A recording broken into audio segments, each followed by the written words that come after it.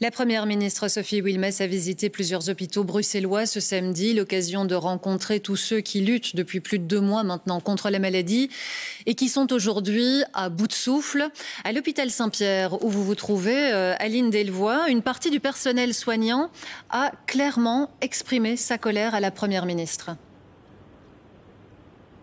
Effectivement, Julie, ils ont accueilli la Première ministre avec une haie d'honneur un petit peu particulière. Vous le voyez sur ces images.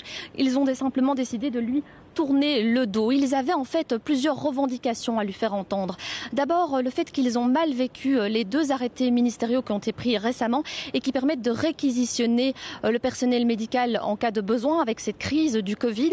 Ils le vivent mal parce qu'ils estiment que c'est une gifle. Ils se disent avoir été suffisamment disponibles et ils n'ont pas besoin d'être réquisitionnés pour venir travailler. Et par ailleurs, ils ont peur qu'on réquisitionne du personnel qui ne soit pas assez qualifié. Leur autre grande demande, c'est d'être revalorisés dans leurs fonctions. Cela fait plusieurs mois qu'ils le demandent. Ils avaient obtenu une enveloppe de 400 millions d'euros en fin de l'année dernière, mais ils disent ne toujours pas avoir vu les effets de cette promesse.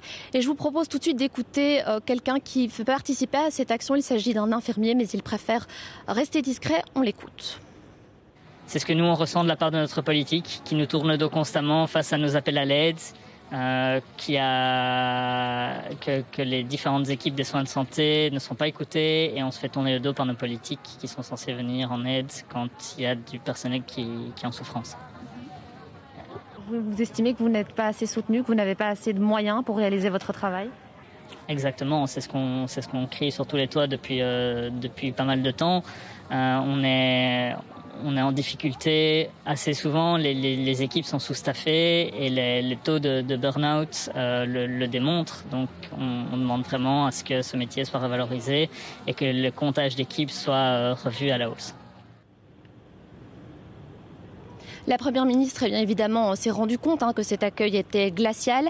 Elle a donc pris le temps avant la visite de parler avec quelques représentants de cette action et de discuter, de prendre le temps. Elle a discuté avec eux pendant 40 minutes. Je vous propose tout de suite d'écouter Sophie Wilmès.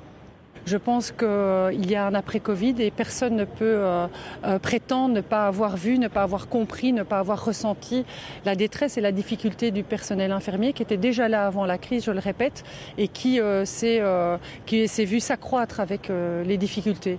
Donc moi j'ai envie d'apporter un message d'apaisement. Je ne conçois pas en aucune manière que l'après-crise soit ramenée à ce qu'il y avait avant. Je pense qu'il faudra structuraliser la revalorisation du métier d'infirmier, c'est une certitude.